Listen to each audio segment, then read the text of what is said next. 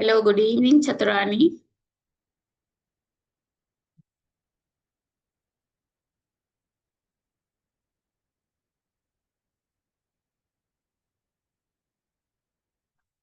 Hello, Chaturani, can you hear me?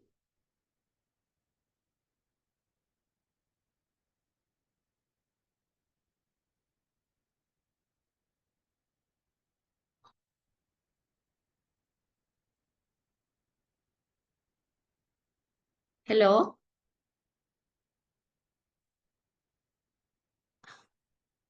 Can you hear me? Yes, madam.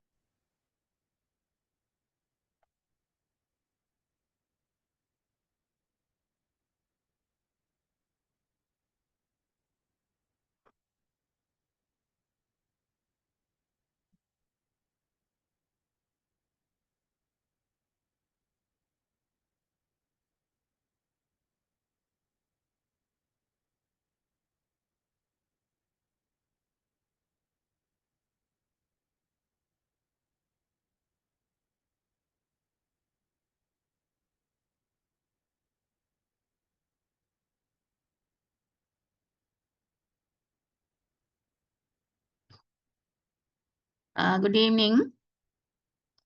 I'm Dr. Selvarani Ilanko, and working as a head of the department at Horizon Campus. So I'm going to do comparative education for you all.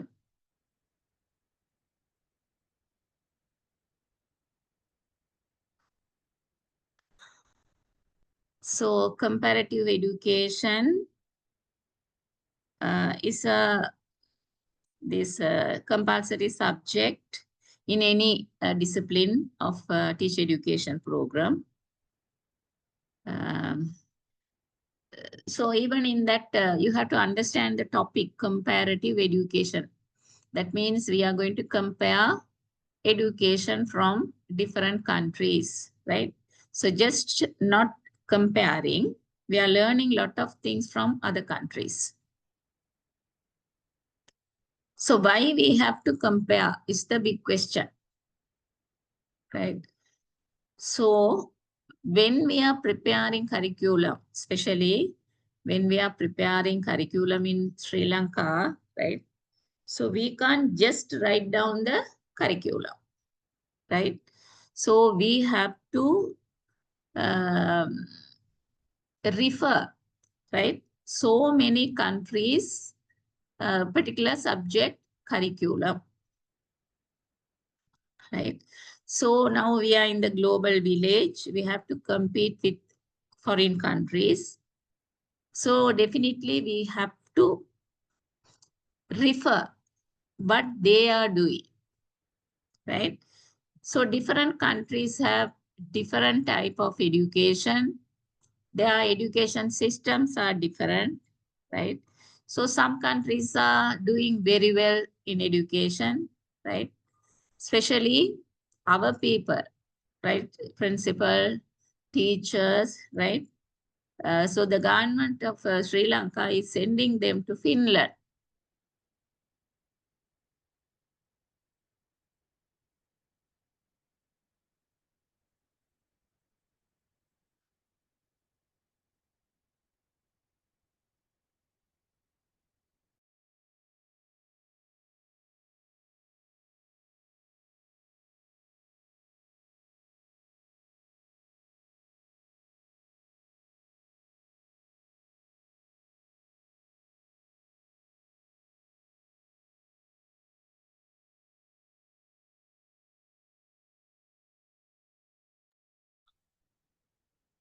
So why our Ministry of Education send the principal and the teachers to see Finland education? That means they are going as a training or the educational excursion, like. So they are going and looking the schools, visiting schools, and also visiting Ministry of Education, National Institute of Education, and how the children are working with teachers. how the teachers are working with students, right? So why they prefer Finland?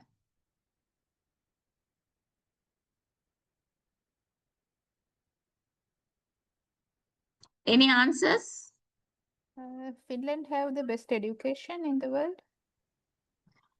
Yes. So why it is best? Why do you think Finland is best? Right. We'll actually, maybe you are not aware of Finland education. Right. We learned Finland education in your particular syllabus of your campus, right? They didn't include Finland education, but anyway, we have to learn, right, about Finland, Japan, and some other countries already they have mentioned here, right? We will learn. So we must know as teachers why they are preferring Finland, right? So Finland education is not a burden for children, right? Very flexible education. It starts, the children will start the schooling only in age of 7, right? So the primary education, of course, very flexible. Uh, uh, so how they came um, uh, in their education this much? That means they are top. They are in the top level. So how they reach that level? Right? That is the question. And the other thing is, right, not only the students, right, teachers. Teacher side, how they are recruiting and what are the training they expected from teachers, what are the qualification expected from the teachers, how they have to work, right? So in Sri Lanka, we are fully depend on tuition system, right? But in Finland, right, some other countries who are leading in the education don't have this tuition culture, right? So if the student is a little backward, the teacher of the classroom, right, that student's teacher have to look after, right? After school, that teacher have to teach, right? No, these tuition classes. And the other thing is in Finland, um, um, school only government schools are available, right? So Sri Lanka private schools are very popular. Parents wants to admit their children in the private school, right? And now international schools also leading, right? So that's what. So whenever we are talking regarding education, we are comparing. Why we have to compare? Right? So that's what we are going to learn. Comparative education, right? So to grow in our education, develop our education system, we have to compare. Right? So we are talking about Finland. So we have to compare with Finland. What is there? Why that education is reached that much highest level? Right? I think now most of the Sri Lankan students are going to do the masters there. I think Finland is the easiest country to do the masters now, right? From even our campus, a lot of students went to do masters there. Uh, so we'll see what is comparative education. So outcome of this lesson, right? Trace the evolution of the subject of comparative education. How it develops, right? So comparative ed, what is the history of this comparative education? Actually, why they include this subject in teacher education programs, right? And define comparative education and describe its scope. analyze problems and issues in using comparative education to develop nations of education, right? Identify ways and means of using comparative education to perform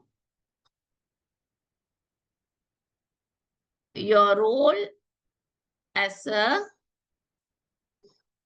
policymaker, administrator, teacher more effectively, right? So I think in this point, the last outcome says, right, identify ways and means of using comparative education to perform your role, right? So definitely y'all are, I hope y'all are teachers. Am I correct? How many of y'all are teachers? Is there any non-teachers?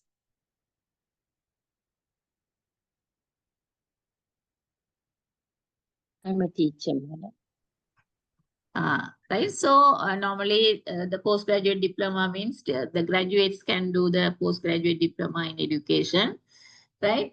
So definitely y'all are teachers, right?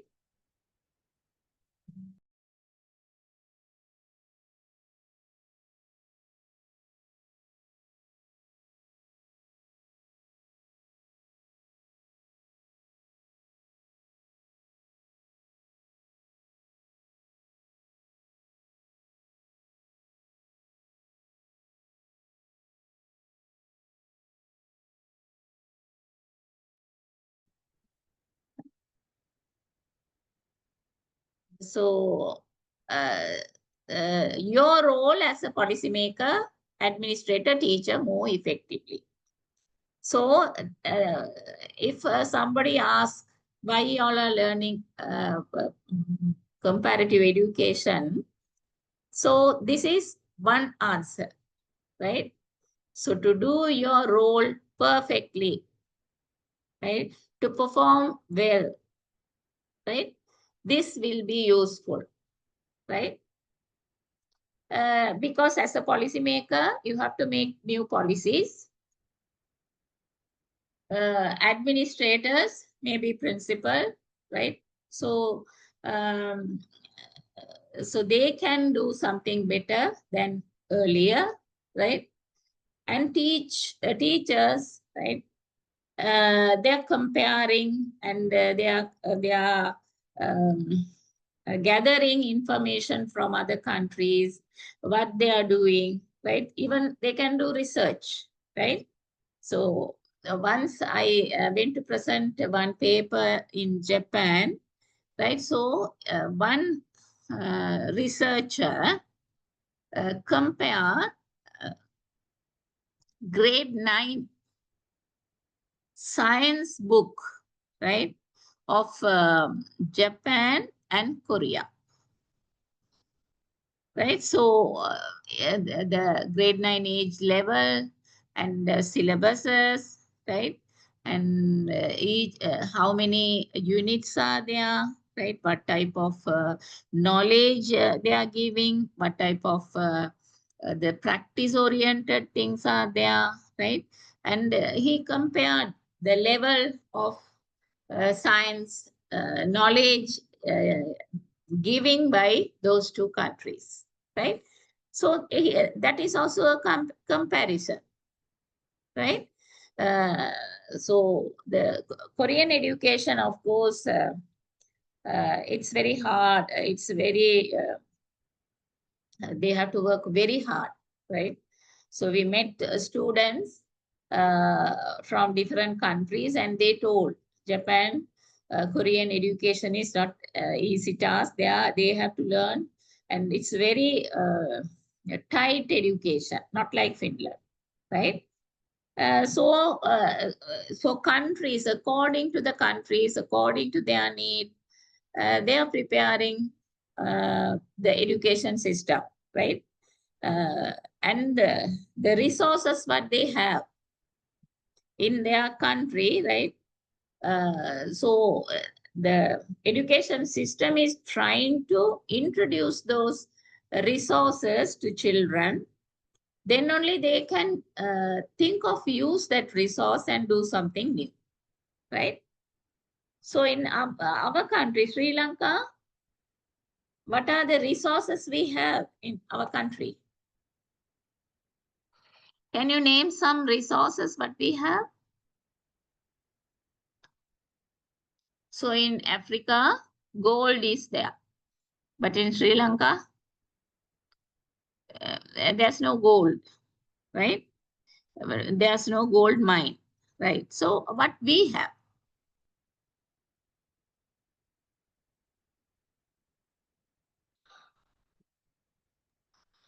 Beautiful nature. Huh? Beautiful nature. Yes, beautiful nature. So we can, this tourism can be developed. Okay, done. Right. Any other resources?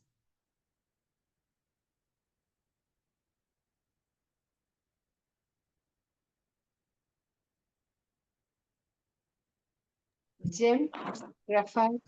Yes, gem, right? So recently I've been to Canada and I visit one museum, that Rome Museum. I got pictures, right, from, I think, I never see here those gems, right? But they in that Rome, the museum, they have kept a separate section for Sri Lanka, right? Uh, Wait, if possible, I will show you.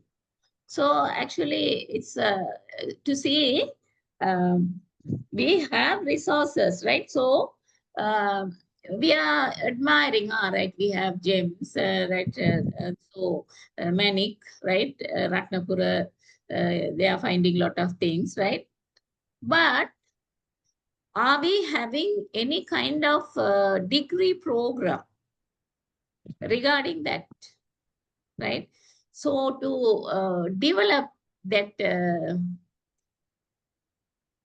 gem, that product, right? So people who don't have any knowledge only, they are collecting these gems, right? The laborers are working. Actually, they don't have any idea, right? So uh, the people who are own that place can cheat these laborers, right? So the basic idea, basic education is not there, right? I'll try to show. Okay.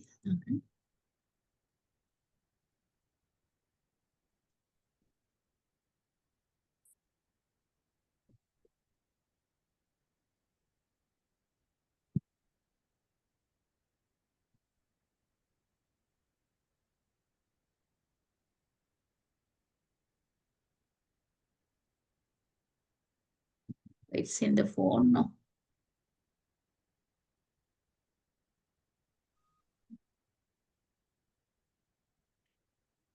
Okay.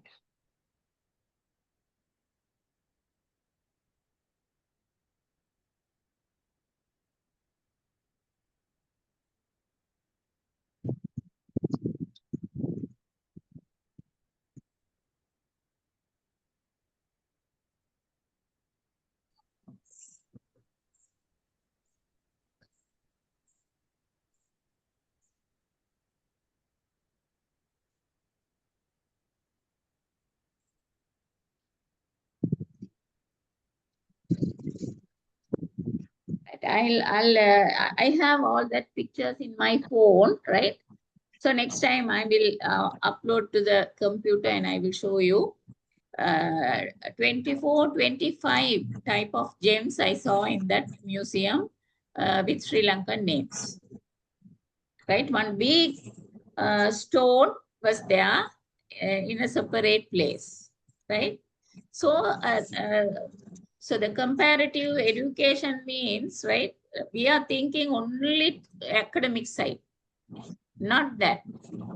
Education is to develop a person in the whole, right? So actually, why we are giving more priority for education? To develop economy, right?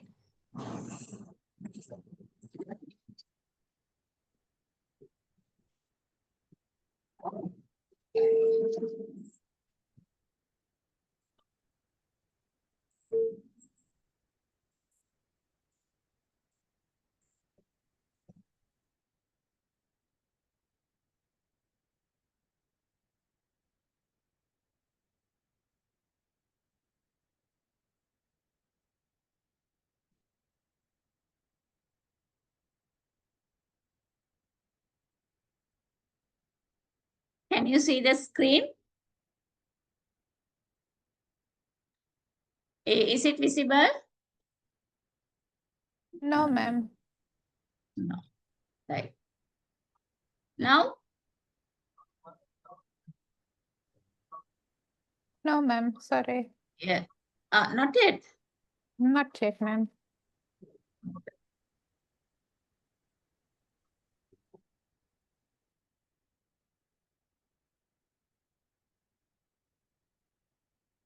Now, Not yet, ma'am. No, ma'am.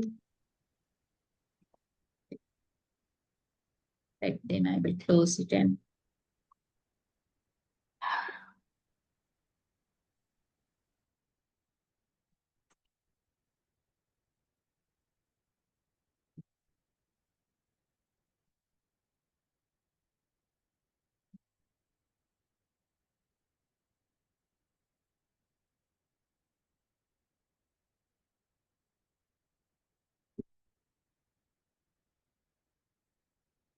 can you see now?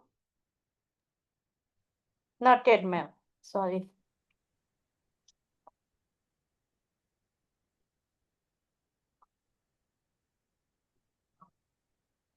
The screen is visible. Now? The PowerPoint we can see, ma'am, the picture, but not. Right. Pictures I couldn't upload to this laptop, right? So next time I have to upload from the phone. I have all the gems that whatever I took it from that museum was in the phone, right? Uh, so I will do that for you all in the next class, right? I will show you all. Right now we are going to learn for some time now, right?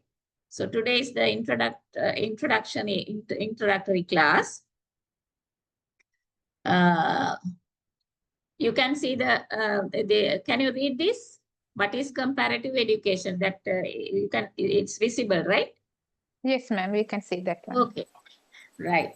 So first of all, right, we have to understand what is comparative education.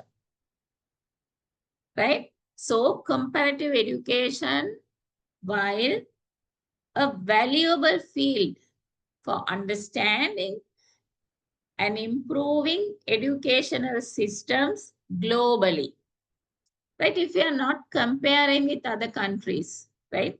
So whatever happens in the other countries, we don't mind. We have our own idea and we will prepare our own curriculum. Means you will be there forever. You can't go further, right?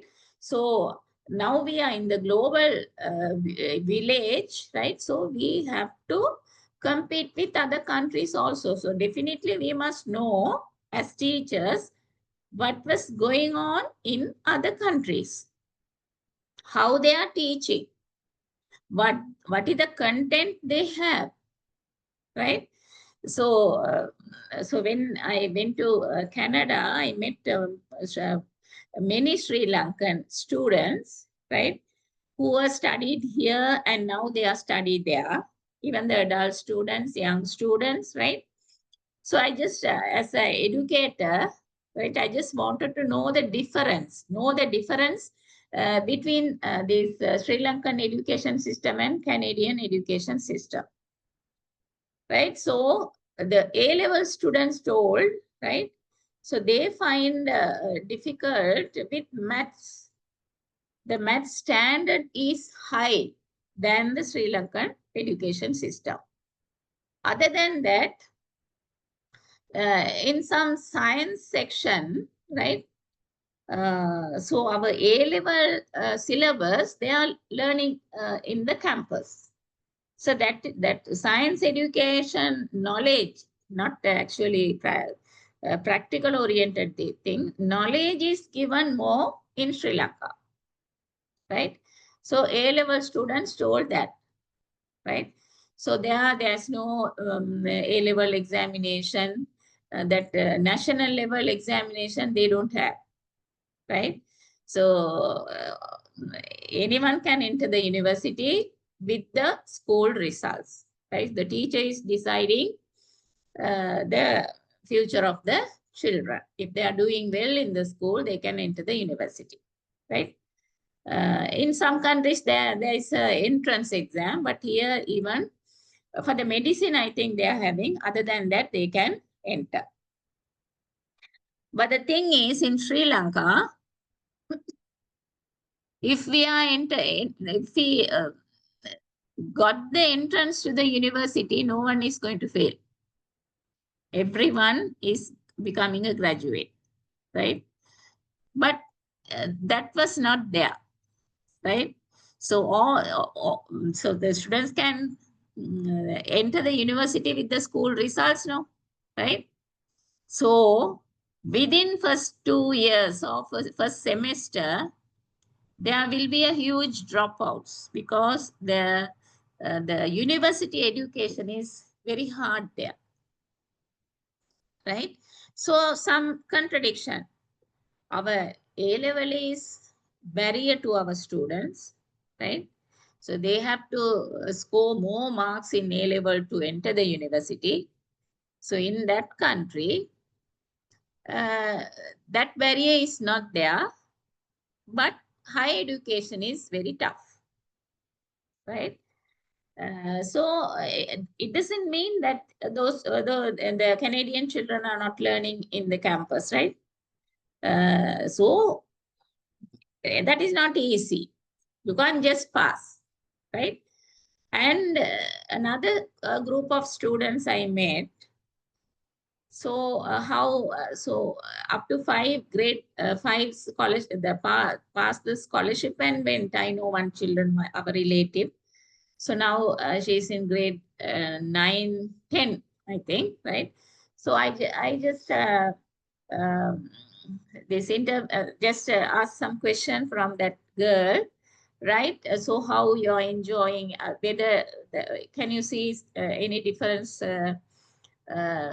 between two countries' education? Are you happy here? How your education? So according to that child and another 5 to 6 students were their friends, right? All are from Sri Lanka, right?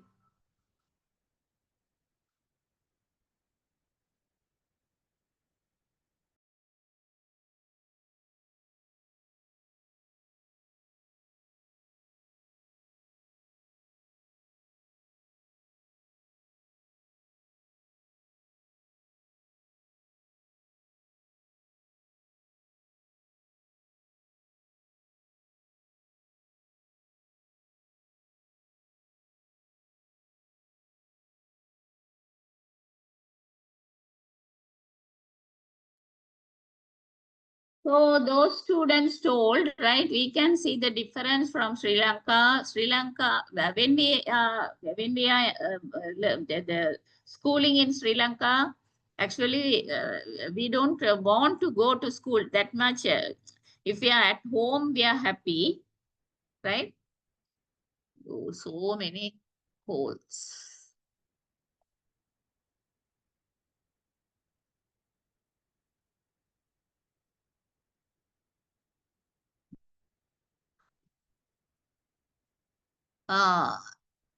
And they don't all here, the education is not a burden, like, right? We are enjoying the education.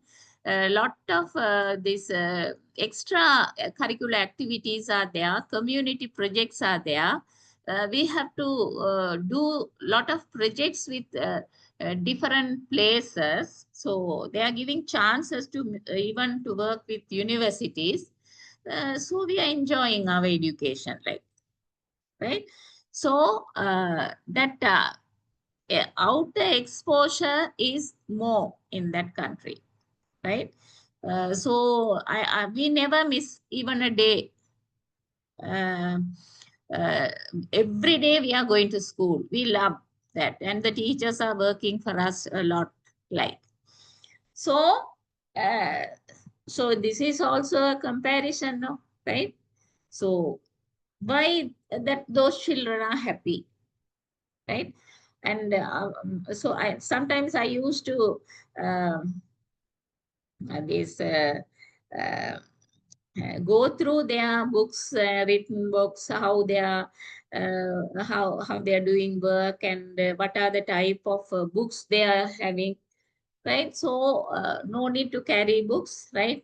Now of course it's you can this directly um, save in the computer, right? So everyone is using computers, that means laptops. Even our children, right, they are happily going to school and they are enjoying the education. But to see, just think of our A-level students, how much they are struggling, right?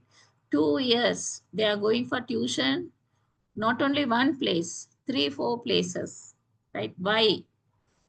Our education system is based on the examination, written examination, right? Knowledge-based education, right? So that's what we are not, the Sri Lanka education system will not be able to produce productive citizens, right?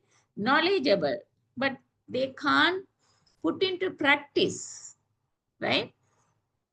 So because of that, we have to compare our education, because we have to develop our students.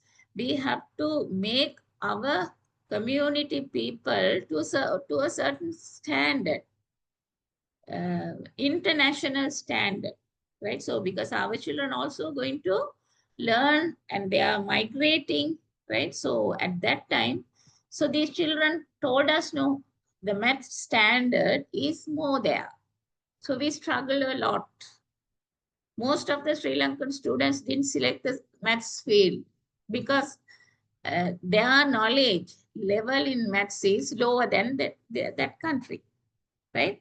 So, so we have to think that then as educators, right, or a policymakers or a curriculum developer have to do something with our syllabus curriculum, right?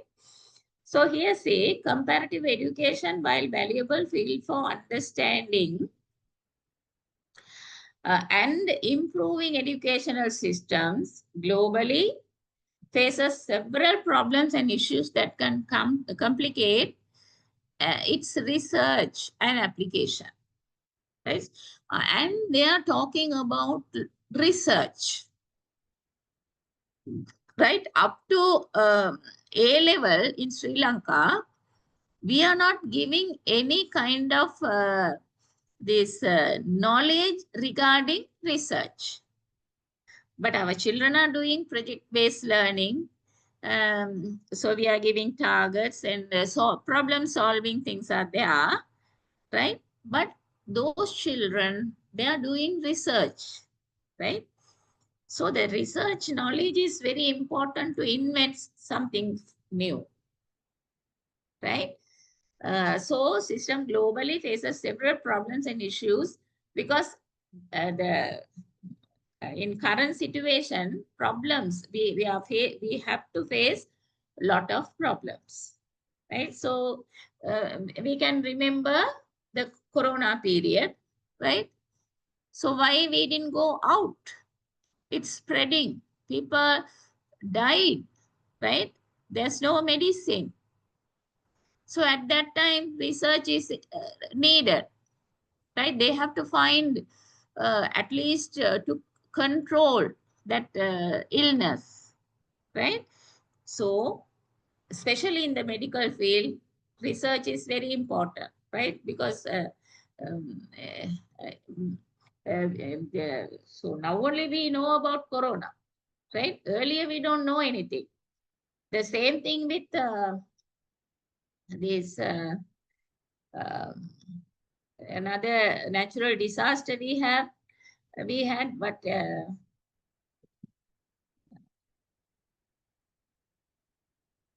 what is that? I can't remember that name. That means the water came up to this tsunami, right?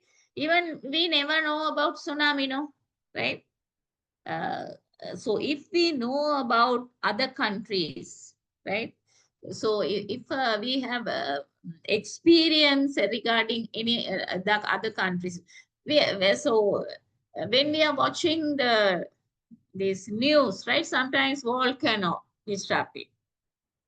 So we don't have that experience. No, in Sri Lanka, there's no volcano, so we are not bothered about. But how can the tsunami we never had, right? But anyway, it came and how many lakh people died, right? So we have to know about, right, the natural disasters also. To know the natural disasters, we have to know about other countries, what happening, how it is happening, how to prevent from that, right?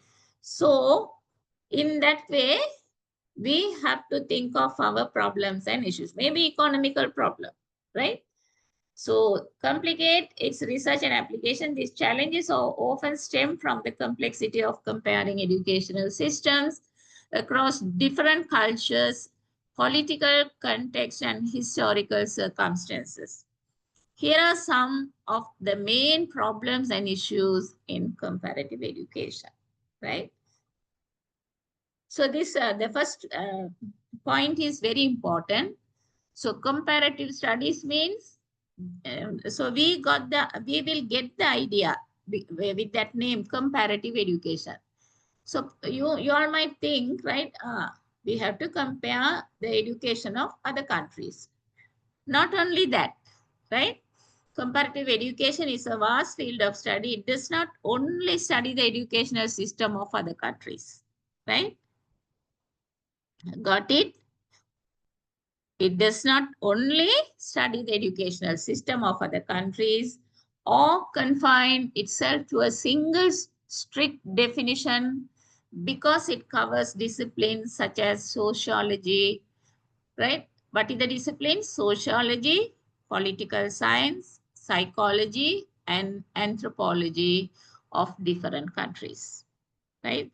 So education means even we are under education system, we are going to school and not only learn science and maths, lot of subjects are there, right? So even here we have to think of different disciplines. Sociology, how people are living, what is happening for the people, right? And political science, because the politics can influence any discipline, right? Science, psychology, and anthropology, right? Of different countries. Comparative education is the detailed study of educational system to find out how a people's values and beliefs affect their educational system and how to provide a suitable education for those people. This second point also very important, right? So why we are learning comparative education in your degree program, postgraduate degree program? We must know the educational system. Why? To find out people's values, beliefs, how it affects the educational system, and how to provide suitable education to our country paper, right? So without comparing, without learning other countries' education, we can't make a good sound education system in Sri Lanka, right? So if you come to know, right, the curriculum developers always traveling to other countries, right? They are getting scholarships, right? Other organizations send them, right, to see, right, to learn other people, other countries.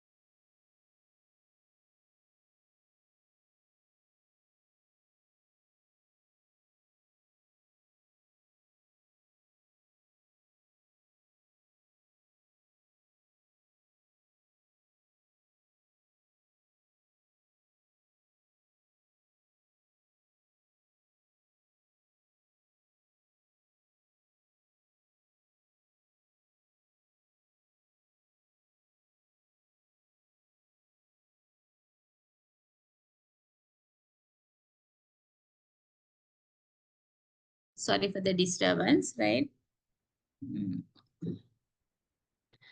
So comparative education. So if they ask a question in your exams, what is comparative education? What is the benefit of comparative education? So these are the answers, right? Right. So now we are moving to definition of comparative education. So I think you would have learned these professional subjects, right? In each subject, especially in psychology, philosophy, right? Every philosopher will say something related to one topic, right? In different way. So there are so many schools. They have found so many schools because every school will have certain people with and same type of thinking, right? So idealism means the Plato is the proponent, and there will be some other people with the same ideas, right?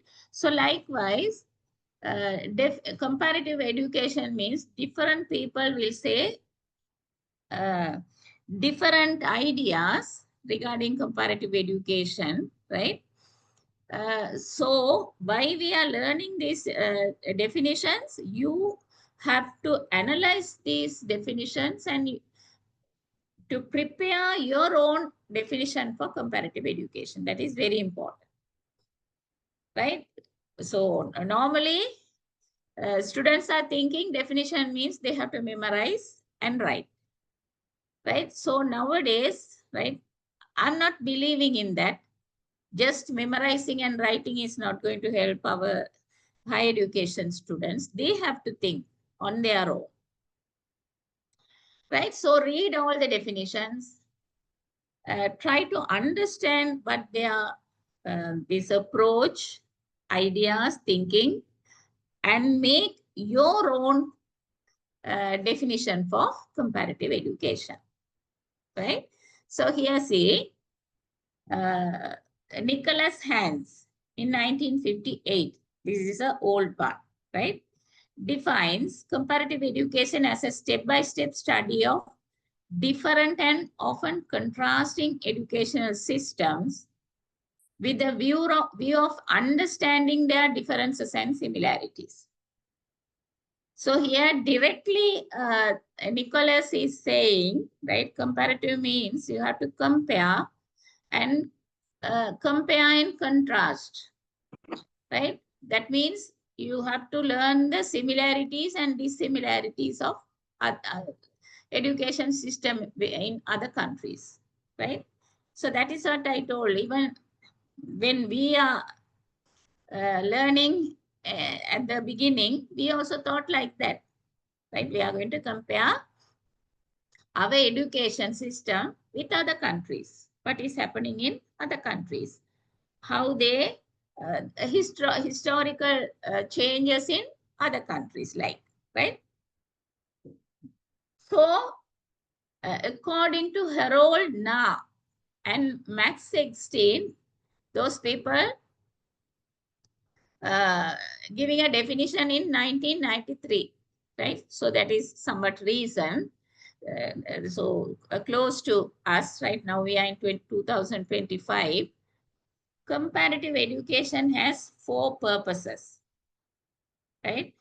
To describe educational system process or outcomes, to assist in the development of educational institutions and practices, to highlight the relationship between education and society, to establish generalized statements about education, those are valid in more than one country.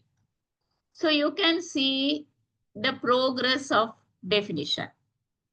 Earlier, they thought only to compare and contrast the similarities and dissimilarities, differences. But in 1993, right, they are developing the definition.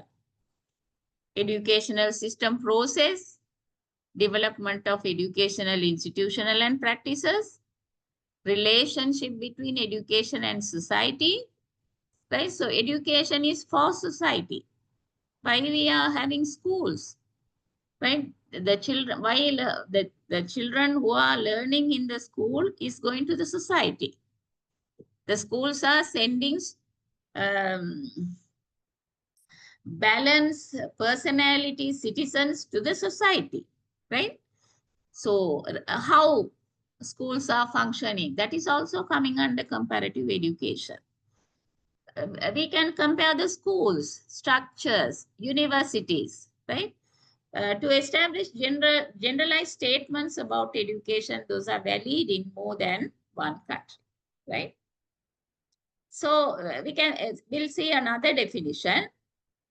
Comparative education is an intersection of social sciences, education, and cross-nation study, which attempts to use cross-national study, which attempts to use cross-national data to test proposition about the relationship between education and society, and between teaching practices and learning outcome.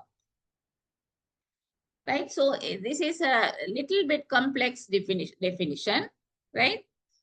So it's intersection of, that means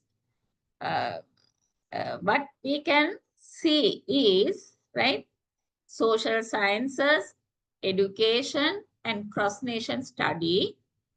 Why? Which attempts to use cross-national study. So anyway, we are comparing, no, right? So just think of science education, right? We are going to prepare a curriculum for science education, that's science technology. So the names also, why they are changing the names. Earlier science, right? Pure science, combined mathematics, science and technology, right? So these changes also came because we are comparing with other countries, right? We are following that. Not only we are comparing the education, right? So normally our lifestyle, even the dresses, right? We are preferring foreign countries style, right?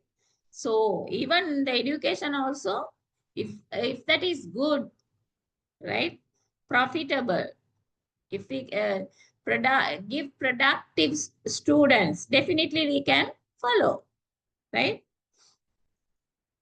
So test propositions about the relationship between education and society and between teaching practices and learning outcomes, right? So these through education only we can give these type of things, right? So that's what we need schools, we need teachers, we need syllabus, we need curriculum, right?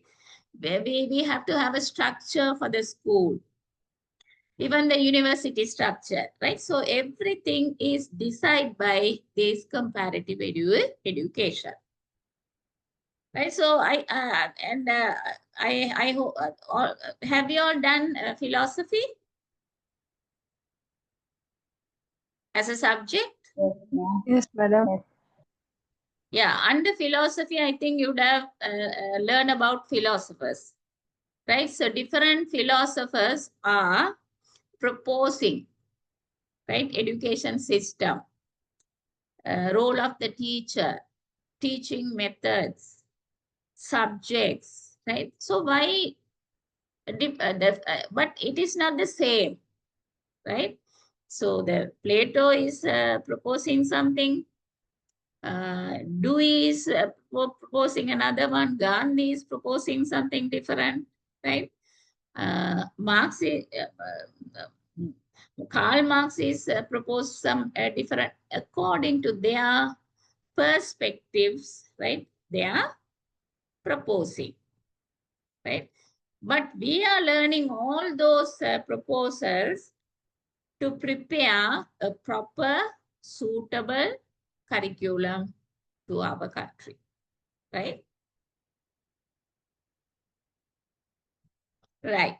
So now we are moving the objective of comparative education. Why we have to learn comparative education? What is comparative education? Right? So we discuss so many things, why we have to compare, right? Now, the objective of comparative education. So the first objective, to understand the diversity and complexity of educational system. So even I told Korean education system is tough. Japan is tough. Finland is flexible, right? And even I spoke to Canadians, that means they are Sri Lankans, but now they born, they went and got the citizenship, so now they are Canadians, right? So I got some information from them also, right? So I'm comparing our Sri Lankan education with that education, right? So here, to understand the diversity and complexity of educational system, comparative education aims to examine the various educational systems across different countries, their objectives, policies, and practices. Right? So our education system came from which country? Who designed our education system?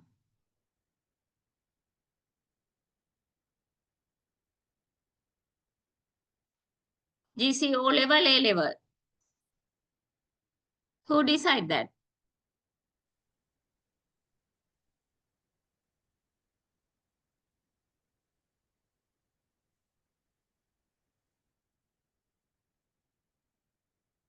Yes, Sashi Hetiarachi.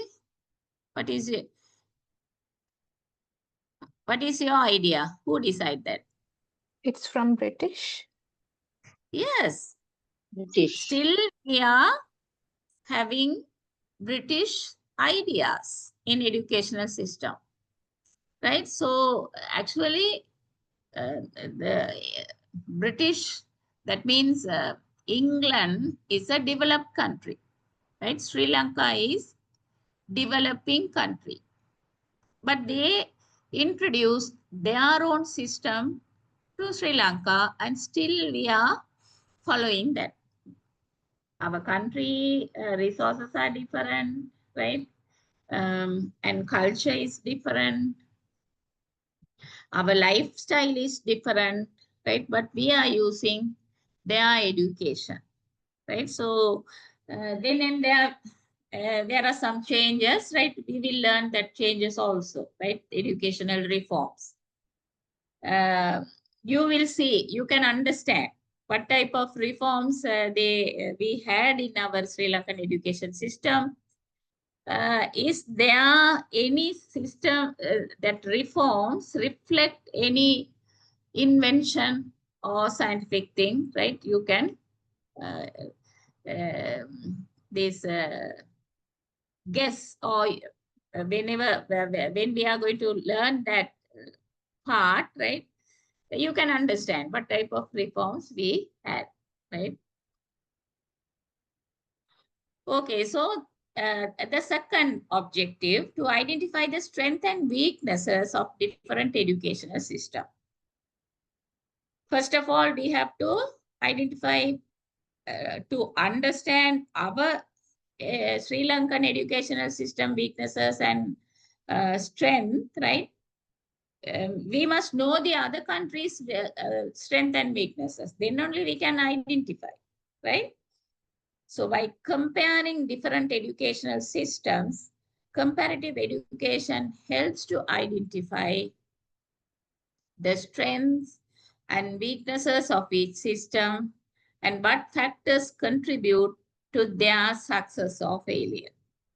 So we are talking about Finland, right? So they came in the top rank in the educational level in the world.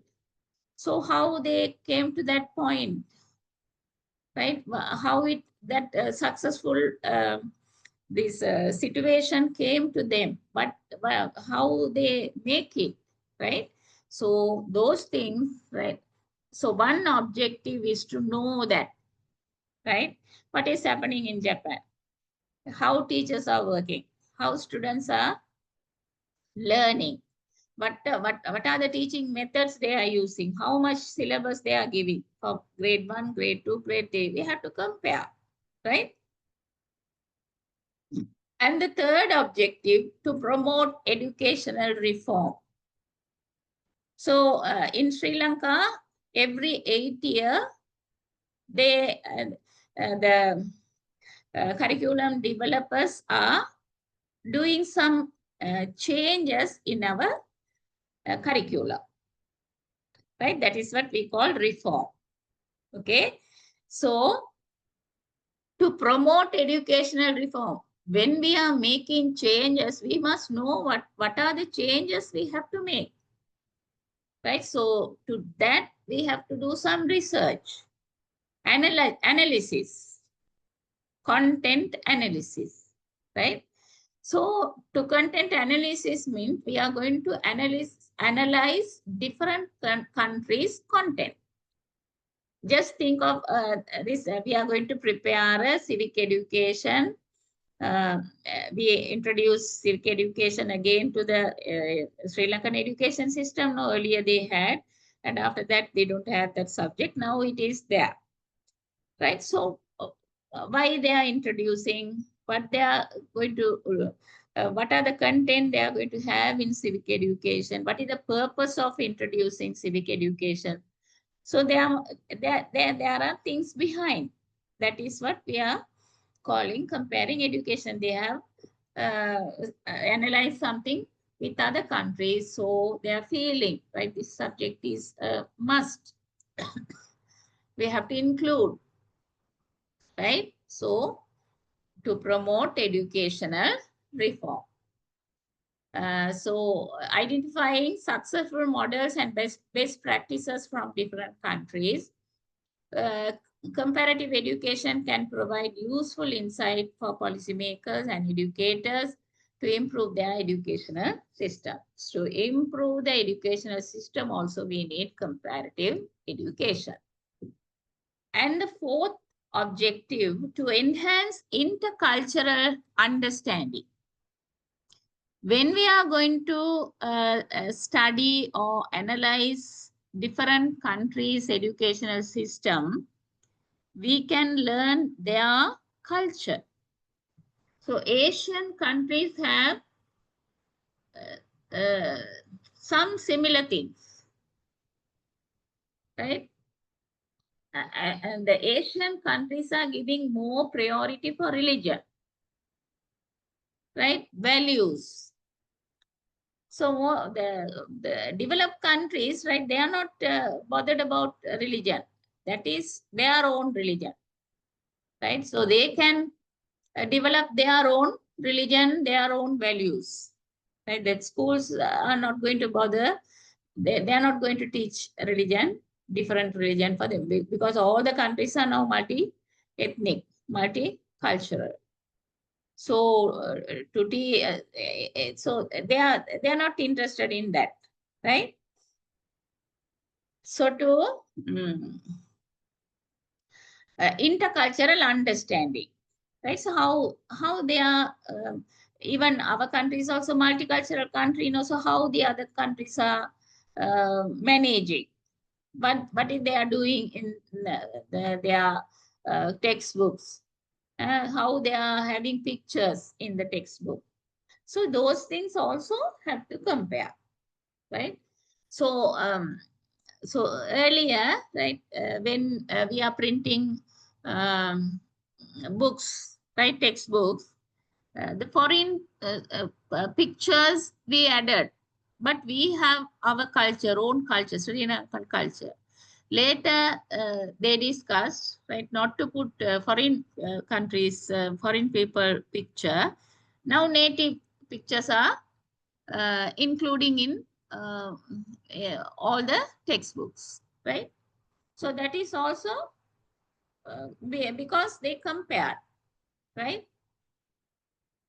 So the other countries don't have Sri Lankan people's picture in the textbook, no. So why should we have other country people pictures in our textbook? Maybe to learn the other cultures they can, right? And the fifth one, to develop global citizenship. Right? So by examining different educational system and their social, cultural, economic and political context, comparative education aims to develop students who are more aware of world around them and who can better navigate global changes and opportunities. So we are admiring foreign people, right? So sometimes they are very genuine and they are not lying and they are not cheating. So we are thinking in that way, right? It's very easy to work with them like. So to be a global citizen, right? So now our children also migrating, and you know, a lot of Sri Lankans are living in different countries, right? So even in the future, when our students are going abroad, right? So they will be able to compete with other country students too. So by examining different educational system and their social, cultural, economical, and political context, comparative education aims to develop students who are more aware of the world around them and who can better navigate global challenges and opportunities. So to survive in all countries, what kind of education we can give? We can analyze that, right? To contribute to advancement of knowledge. So just now I told, right? So the Canadian maths knowledge is higher than Sri Lankan maths knowledge. So comparing. So we have to advance our maths knowledge to compete with that country.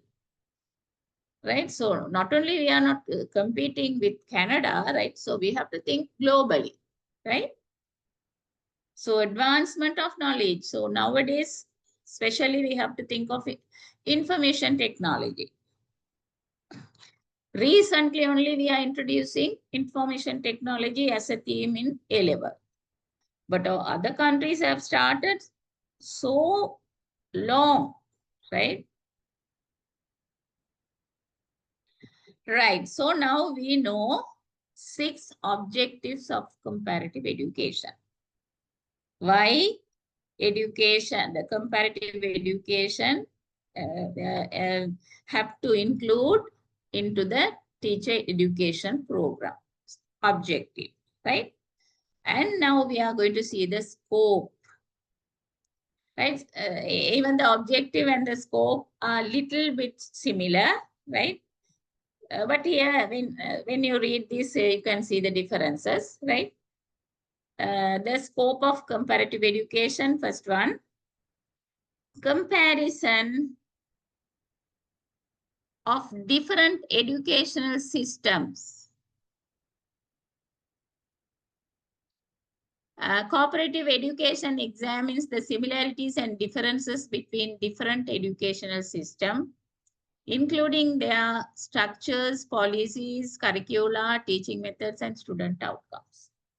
So sometimes you all might think, is it good to copy, right? Whether they allowed us to use, right? With the permission, we have to get the permission, right? Without get the permission, we can't do anything. It's even in the research, right? When we are using other people's the ideas, right? We have to comment or refer the name of the people. Otherwise, it will be a plagiarism, right? It's against the code of ethics, right? Likewise, so comparison of different educational system, right? So many people are doing research on this, right? Comparing different educational systems. So we can, so I'm going to give a small work for you all. You have to compare Sri Lankan education and Finland education, right? So why people are admiring, why they are saying Finland education is good? We must know, no, right? So when you're coming to the next class, right, you have to, each and everyone have to read, find some information related to Finland education. And just think, right, do you know anything about our education system, right? So the common things, of course, we know, right? So we have pre-primary education, early childhood education, of course, not much developed in Sri Lanka. Primary education, junior secondary, senior secondary, tertiary. That structure everyone knows. Other than that, what happened in the education system, right? Before independence, after independence. Do you know anything about that?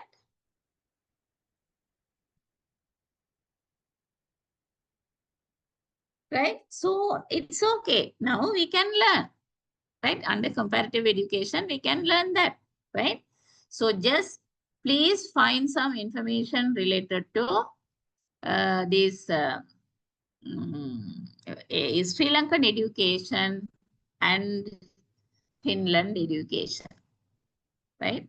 So you will be, when you're searching for these information, you will get some insight, right? So this is what this education system is good, right? So this is, so we also have to think in this way, because you all are teachers, you all can do introduce good things to your students, right?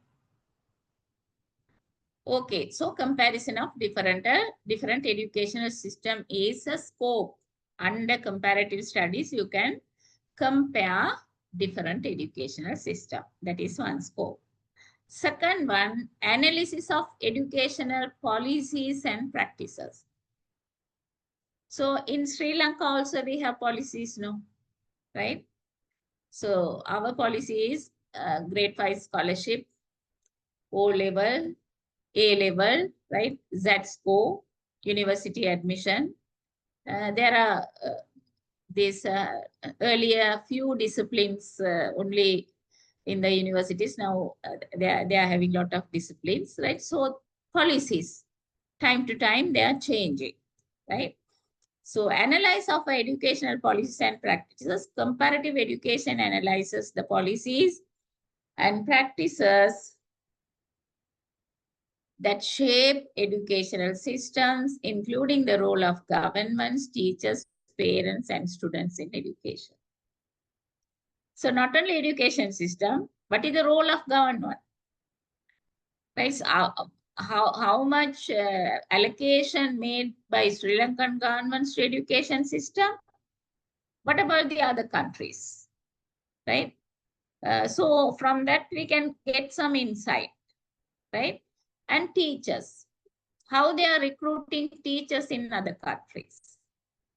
What is the requirements they need? So from which program they are selecting teachers. And the other thing, right, I went to 2 universities in Canada, right? The number 1 university is Toronto University, and the second one is Queen's University, right? So in both universities, right, Bachelor of Education degree program is very popular, right? So in that country, without Bachelor of Education, you can't be a teacher, right?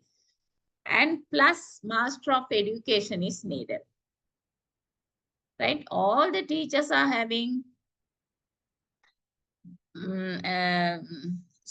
Bachelor of Education, BEd, right, and MEd.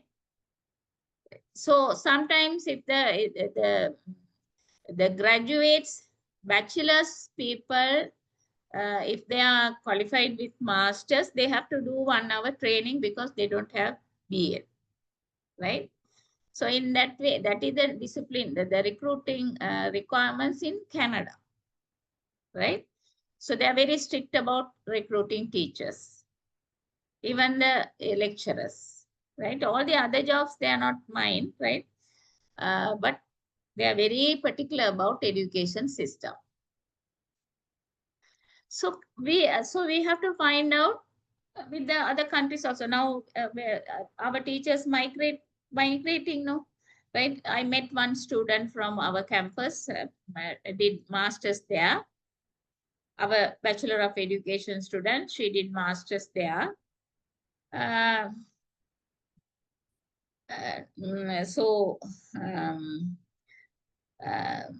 She didn't get any job up to now, right?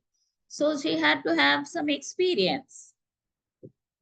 Then that student have to work in voluntarily work for schools. Otherwise, they have to do 1 year training, right? So, but anyway, the government teachers are paid well, right? So their level is nearly it's the same level of doctors, engineers, like that, right? So that is also there. So we have to compare why those people are happy, right? Right.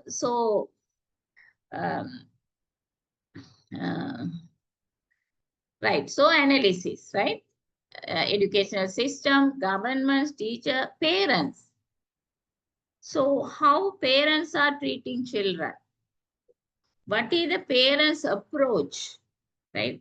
So in Sri Lanka, our parents only knows these academic disciplines, right? The parents wants their children to be doctors, engineers, accountants, right?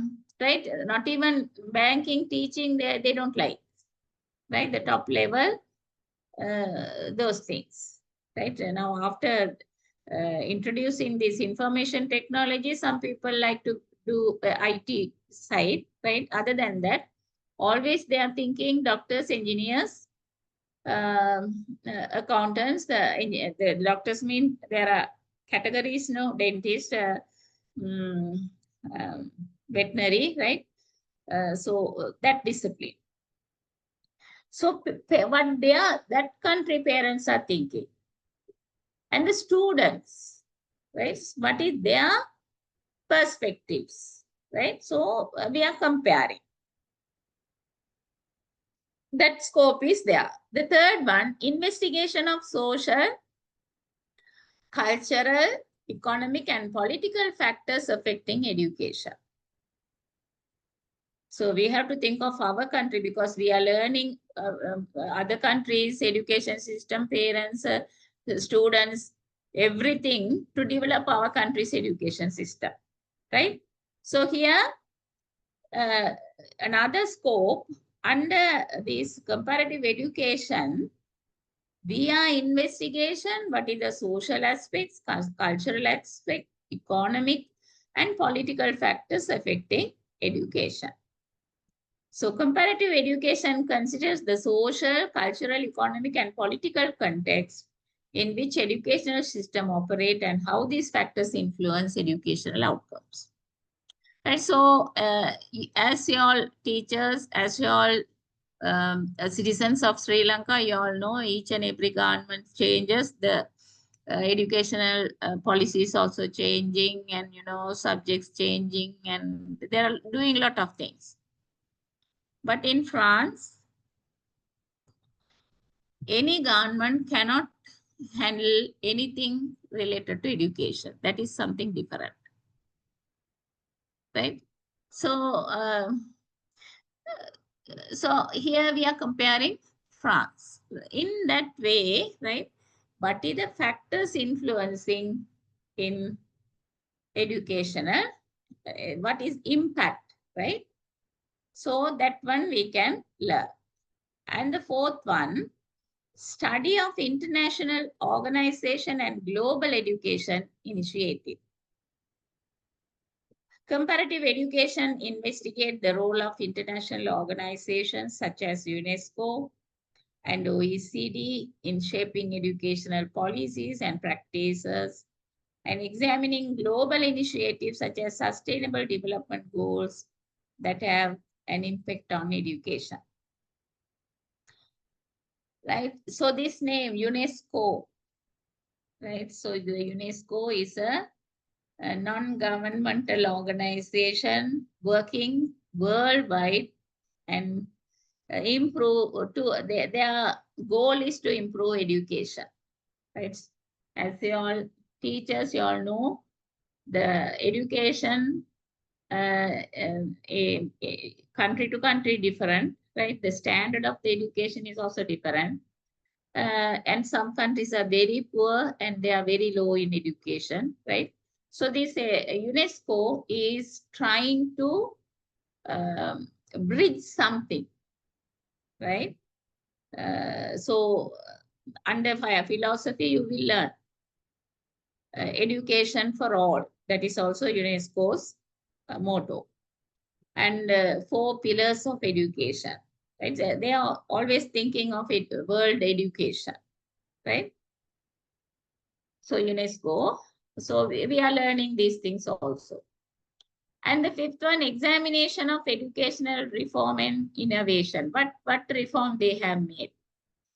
What are the new things they invent, right? So comparative education looks at how differential educational systems are adapting to changing social, economic, and technological trends, and how educational reforms and innovation can improve educational outcomes. So what we can do, if some innovations are there, right? So we are appreciating.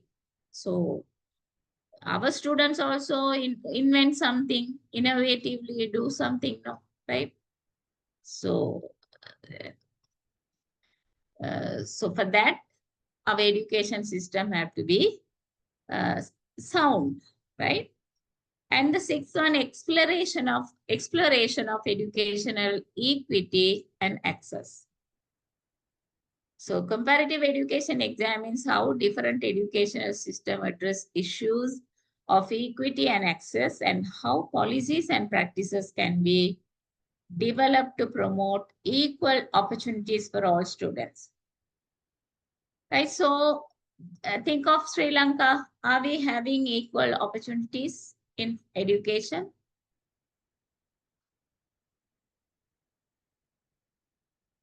Yes. Yes, Jayakala? Yes, ma'am.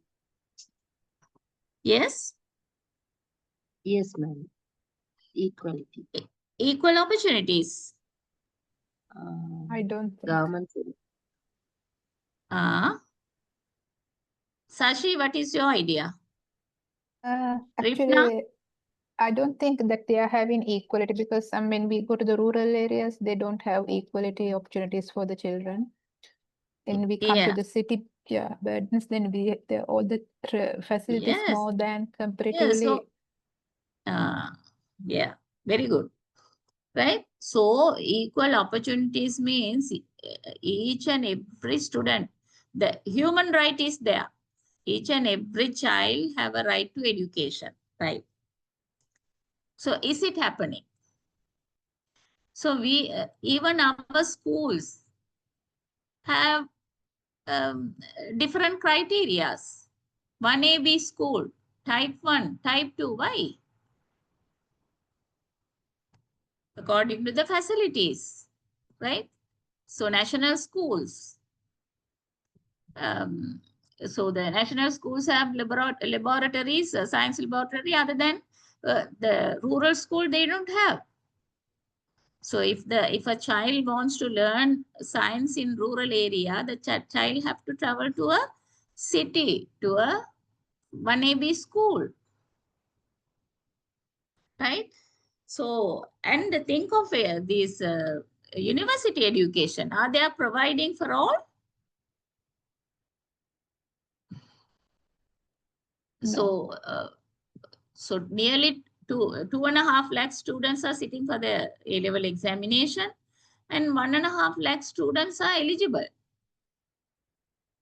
for higher education. But only this year only they have increased up to 40,000. Otherwise, 25-30,000 students are fortunate to enter the university. So, do you think that they are giving equal opportunity, right? So, even for that, right? So I told now that the Canadian students with the A-level school results, right? School marks, they can enter the university, right? And some countries, even you are an art student or any discipline, if you are qualified with the entrance exam, you can go to any, you can, according to the marks, you can even enter for the medical college. So different countries are having different type of recruitment, right? So in foreign countries, if you have money, you can do any kind of studies, right? Even in Sri Lanka, those who are not entering the university, if they have money, they are sending their children abroad, right? So the promote equal opportunities for all students. So now, so we are learning, this country is doing this and the other country is doing like this. So we are thinking how we can give equal access to children, right? So why we are having international schools? So all the children can go to international schools? Are they No. afford? Yeah, no, right? So only the rich students are going to international schools. So mostly international schools are private.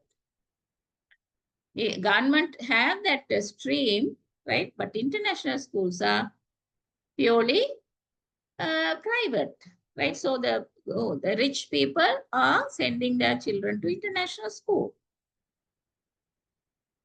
So this is also one scope. That means we are learning, this country is doing like this, right?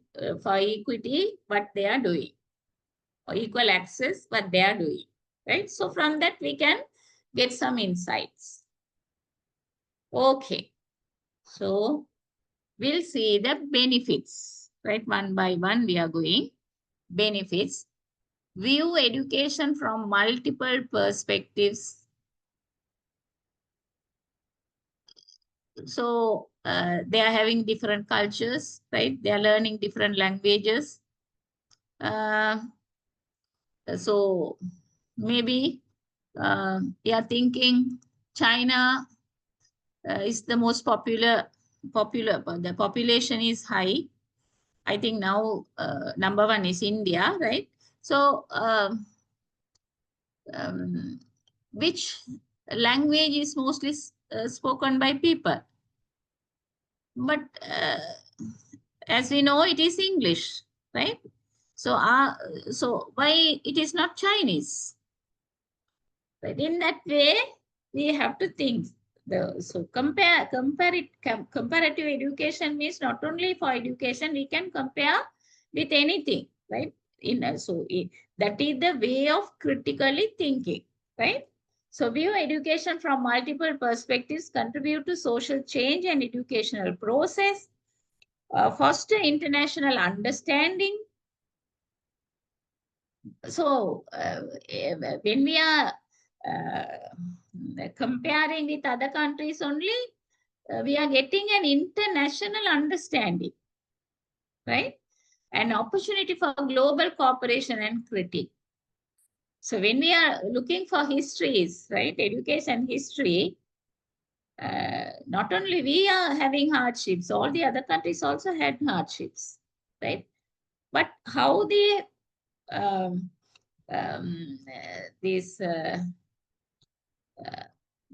from that bad situation, how they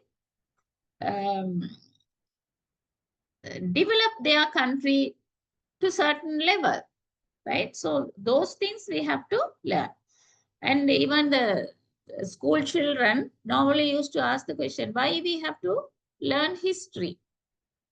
Can you answer that question? Why we are learning history?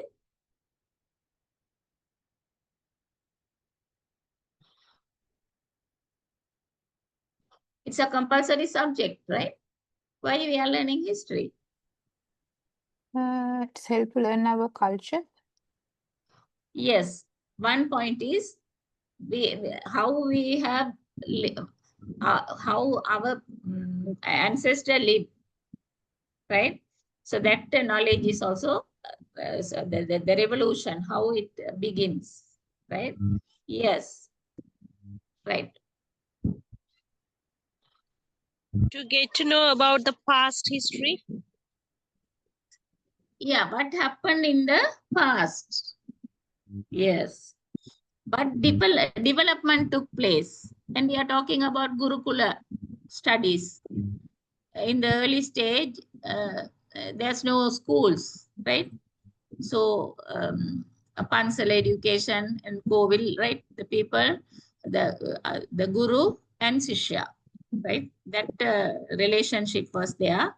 Limited group can study, and earlier in the political, you would have noticed only the elite people can uh, have education.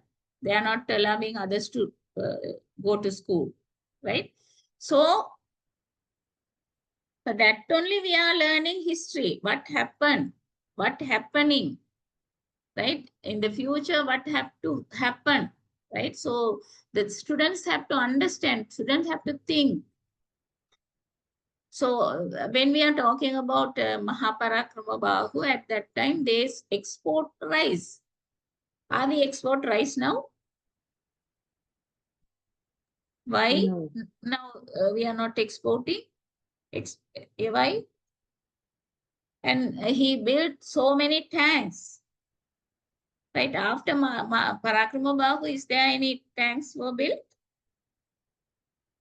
Right. So those things the children must know, right? So we are appreciating that king because he did so much good thing to our country, right? Because our country is an agricultural country. And I ask a question about resource. Our Sri Lanka is an island surrounded by oceans, right? So the fishing and producing electricity, are we using these sea water? And recently we had problem to salt also, right? So those things we have to be, the children must know what is our resource, how we can use that resource, right? So what we can invent in that, what type of business we can start, entrepreneurship, right? And opportunity for global operation and critique, right? So we learn the scope, right? Objectives, and now purpose. Without a purpose, we are not going to include this subject into your teacher education program. So what is the purpose of comparative education, right? To describe educational system, process, or outcome. So if we are learning a lot from other countries, right, our people will be able to produce a very sound curriculum, right? So they will be able to explain why I have prepared this curriculum. What is the good thing, strength, what is the strength and weaknesses, right? To assist in the development of educational institutions and practices. So they can prepare a sound curriculum and they can do a lot of development in schools, educational institutions, right? So, so there is a philosopher called Ivan Illich, right? So he wrote a book, De-Schooling, right? According to him, right, schools are not working properly. They're not producing good citizens for society, right? So de-schooling, right? So that type of ideas also coming from philosophers. And to highlight the relationship between education and society. So we are categorizing developing country, developed country. With what basis? Right? Knowledge, wealth, technology, development, innovation, life expectancy, right? And so their life pattern, right? So how the people are living, what type of facilities they have, right? In that only, why our people are migrating. That is a dream of everyone. Why? If Sri Lanka is the best country and the life of the Sri Lankans are best, why they are migrating? Right? So the war is something different, right? At that time, war affected people don't have any money. So they didn't go, they didn't migrate. At that time, who had money migrated, they got benefit by the war, right? So the other purpose, assist educational institutions. Third one, highlight the relationship between education and society and establish generalized statement about education that may be valid in more than one country. Right, so if the 3-4 countries are having similar type of these subjects, similar type of syllabuses, right? So we can generalize. This is good. We also have the same units. And traditional uses of comparative education. Mostly comparative education is used by policymakers, right? So without a comparative education, they can't make policies, right? Curriculum developers, educational scholars, teachers. Right? These 4 group people are mostly using comparative education. And comparative education used to educational borrowing, right? Why we are comparing, right? We are borrowing from other countries, right? Maybe they are doing a good research, we are using that. If they are teaching methods, we are borrowing, right? Textbooks, we are borrowing. To facilitate planning of educational programs, curricula, teaching methods, and activities. So what we are using as models, all prepared by some foreign people, we are using, right? Under curriculum alignment, right? There are a lot of models. Taba model. Tyler is the oldest model, right? After that, there are a lot of models. Innovator, right? So we are using now those things, right? To facilitate educational assessment or evaluation. So we are comparing, right? This country, how, so I told we are evaluating the students and the selecting students by A-level exam and with the Z score, right? So recently I went to Canada, so that's what I'm speaking about Canada. So in Canada, there's no A-level barrier, nothing, no Z score. They're entering, that system is different, right? So assessment and how they are assessing people, evaluating students is different, right? Right, so now we are moving to another step, right? The evolution of comparative education, how it started.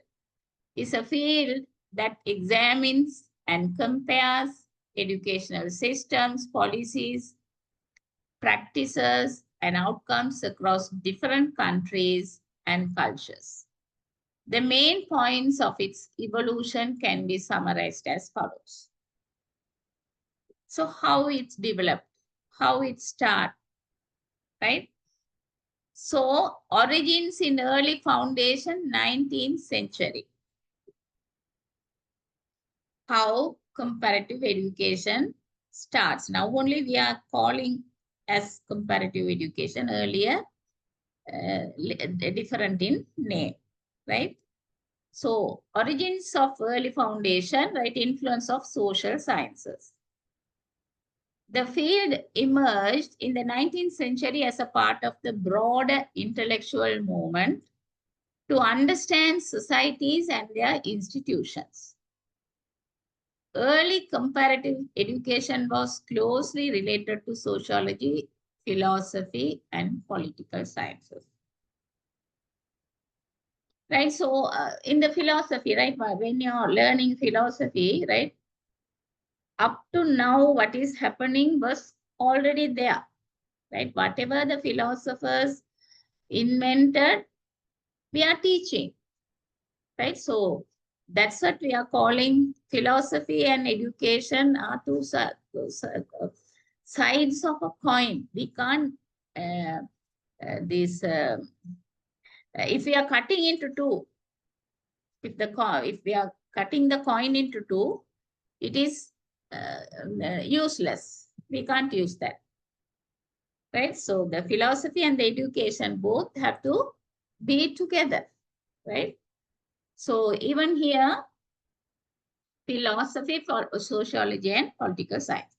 Sociology means how people are living, right? Humanistic focus.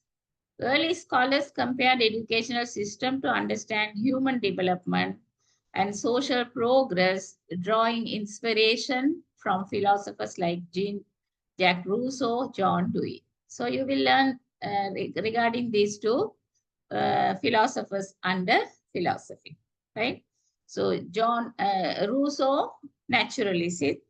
He is talking about primary education. John Dewey is learning by doing, right? So he's a American philosopher, right? And still America is using Dewey's learning by doing, pragmatism. So that's what they have. They have more skillful people. Right. So formalization and expansion. So in the 19th century, that was happened. In the 21st century, scientific approach. So there are three people: Socrates, Plato, Aristotle. Socrates' student is Plato. Plato's student is Aristotle. Right? So the Socrates and Plato think in the same way, but Aristotle is different. Right? So Aristotle is, right, always thinking in the scientific way, right? So the 20th, so you can see the differences improving, right? 20th century means scientific approach. As the social sciences became more formalized, comparative education began to adopt more systematic and empirical research method. So scientific means science always having experiments and research, right? Scholars like Michael Sadler and Emile Durkheim contributed significantly to its development. International education movements, the expansion of schooling systems globally, especially during the colonial and post-colonial period, prompt interest in comparing educational system worldwide. So, origins of early foundation in 19th century. So 20th century scientific approach, right? So they are giving more priority for scientific approach. And mid 20th century, that means post World War II, growth and institutionalization.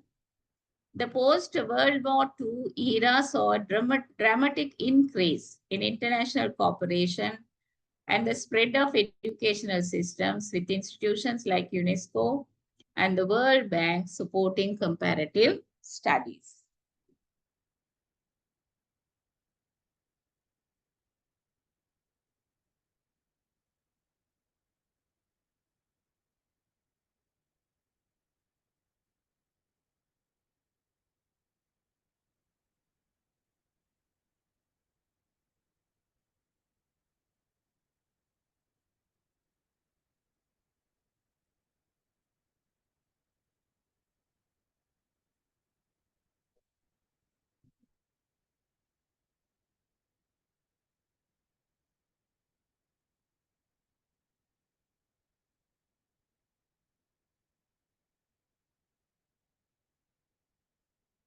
So even now World Bank is supporting in a lot of areas in Sri Lanka too, right?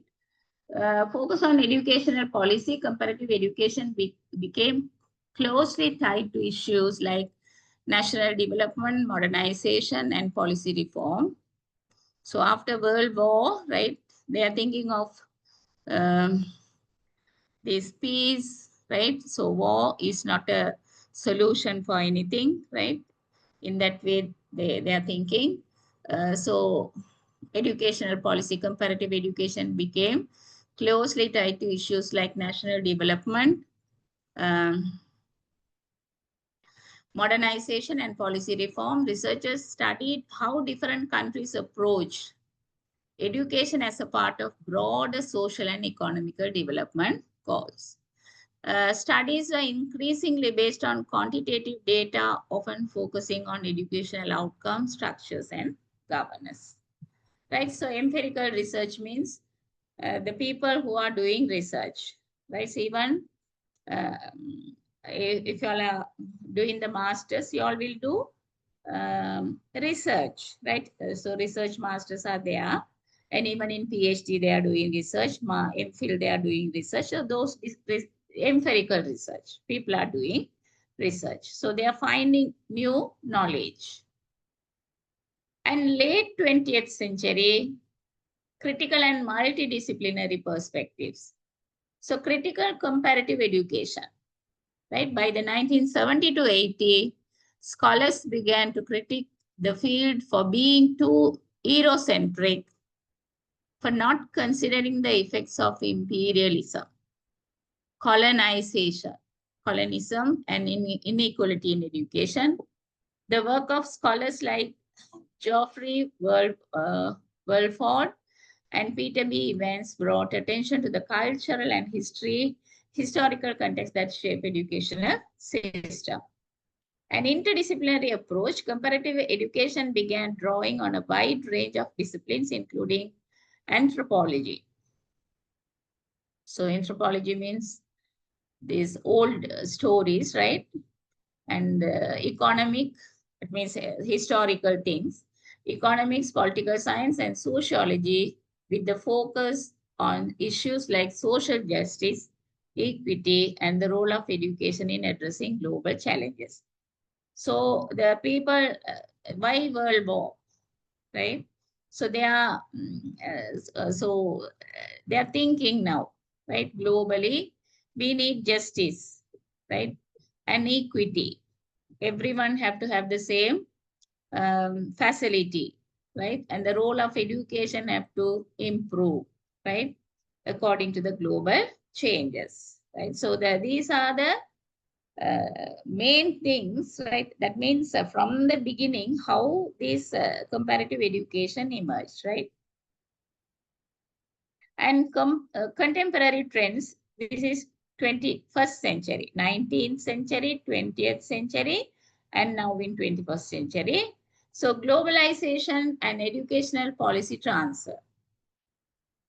So in the 21st century, comparative education increasingly focus on how educational policies and practices are influenced by globalization, right? So that they are making changes, right? So now we are in the global village, so we have to compete with other countries and we have to know what is happening in other countries, right? So similarly, we also have to change. Studies examine the moment of educational ideas across borders, such as the influence of international assessment like PISA. So PISA means Program for International Student Assessment. Even now our students also going abroad and study, right? They have to sit for the English examination if they wanted to do the high degree in English, right? They expect some standard in English. So focus on equity and inclusion. There are growing attention to the role of education in promoting equity, diversity, and inclusion, especially in the context of global inequalities, migration, and conflict. Right, so our education, our national policy in Sri Lanka also based on this, right? Inclusive education also introduced because of that. Equity, diversity, national cohesion, national integrity, those are the words we have in our national goals. And digitalization and educational technology. So 20th century is different because they have introduced information technology, right? So now educational technology. I think now most of the countries introduce gamification. So the learning by these playing games, right? The rise of digital learning tools and online education has created new opportunities for comparison and analysis across different countries with focus on access, quality, and effectiveness. And key themes in modern comparative education. So 19th century, 20th century, 21st century, and we are looking for modern comparative education. So under that educational reform, comparative education continues to explore how different countries approach educational reform, including curriculum design, teacher training, and school governance. Right? So earlier, Sri Lankan education is higher than Singapore education, Malaysian education, Maldives education, right? So now Singapore education, Malaysian educations are more higher than Sri Lankan education. They learn from Sri Lanka and they went far away, right? They are, so they improved a lot, right? So global and local tensions, the tension between global educational trends, standardization, neoliberal policies, and local culture, social and economic realities remains a central theme.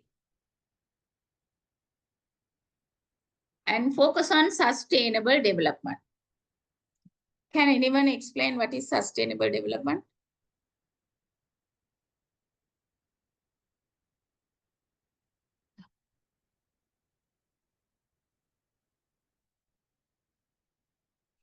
So do you know that concept, sustainable development?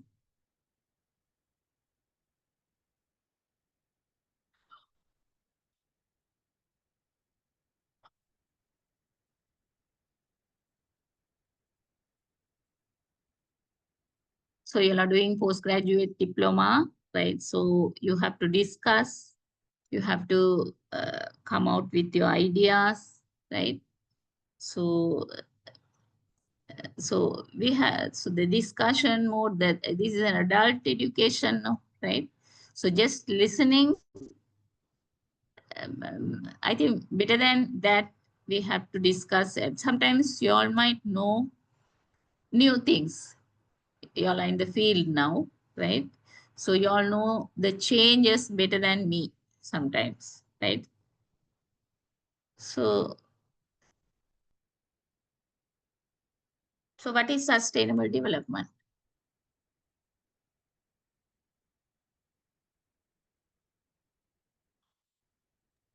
Without harming any abilities of future generation to meet their own needs. Yes, right. So we have to think of a future generation. We have to enjoy at the same time.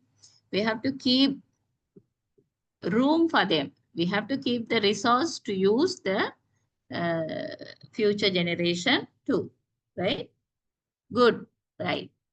So this is the modern comparative education. And here the conclusion, right? The field of comparative education has evolved from a broad descriptive study of educational systems to a highly interdisciplinary and critical area of research that emphasizes social justice, policy, analysis, and global interconnectedness. Right? So these are the main points under this comparative education. We are comparing social justice of countries, policies of countries, and how they are interconnected each other country. That means some countries are having same type of education, same type of universities, right? Even universities are, you all will know, right? There is this hierarchy. Number 1 university, number 2, right? World rank is there. So how, right? Sri Lankan university is also in that, but in a very, I think more than 2,000 one or two, Peridenia University, Morato University, they are in 5,000, 2,000, not even closer to 100, 200, right? So today it explores not only the similarities and differences between educational system, but also how education can address global issues such as inequality, sustainability, and cultural diversity.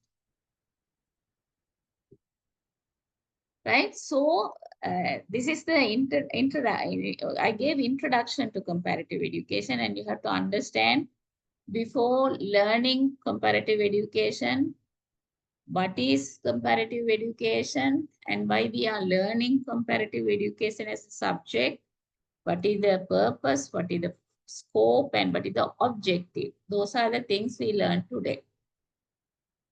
Is there any questions on this?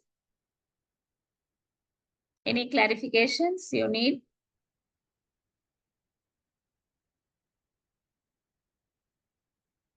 So have you understood? So you can can I have a feedback whether you understood everything or is there any difficulties to understand? So feel free to comment on this, give a feedback. Yes, ma'am. I got it, ma'am. That if you have any describing the stuff, yeah, it's clear. Clear. Okay. Others? We understood, madam. Okay. Got it. Got it. Right. So if you need some improvement, if you think that it's a little bit fast or anything, you can convey, right? I'm not going to this do any harm for anybody, right? So yeah, it's a adult education, so you also have the right to talk, right? Excuse me, ma'am. Can you upload the PowerPoint to our chat box? Yeah, Then we can to download. where I can upload. Thank Can you, you ma'am. make a WhatsApp group then? WhatsApp group, ma'am. We have with our admin in campus. Otherwise, And shall if you post this to our your campus?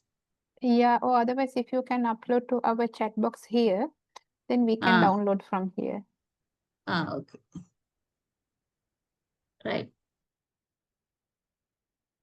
So we did only half of this, right? So in the next class, we'll start with the problem and issues in comparative education because today is the first class and also 2 hours has gone. And thank you very much for participation. Please be present for all lessons, right? And ask questions. We'll discuss, right? You have to open up. So then only it will be interesting, right? Because you'll have postgraduate students and knowledgeable students, right? Okay, student, thank you very much. I will upload this. And ma'am, if you could share this with the admin so he could post it on the WhatsApp group that we are already in. Yeah, Okay. please, thank you.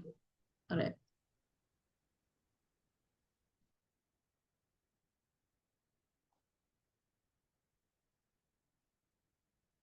Okay, thank you very much. Good night. Okay, ma'am. Thank you Good. very much, ma'am, and good night. Thank you very much. ma'am. Thank you, ma'am. Good night. Good night.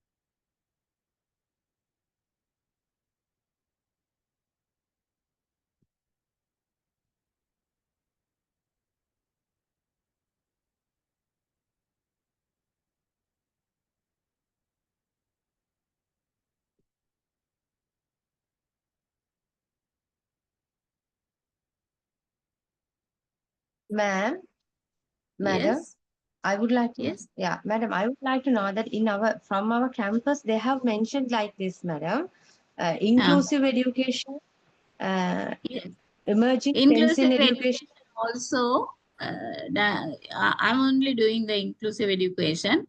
I think I have done 2 Okay. classes. Yes. No, madam, we are BED Ah. students and they have mentioned that one, emerging trends in education and e-learning subjects are only for PGD in our timetable, not for BED. Then is this subject is relevant to BED too? That of Comparative course, education? yeah, I will find it from the coordinators, right? Okay, madam. Okay, madam. Right. Okay. Okay. Right. Thank I you will very let you much. know in the next class, okay? Okay, madam. Thank you.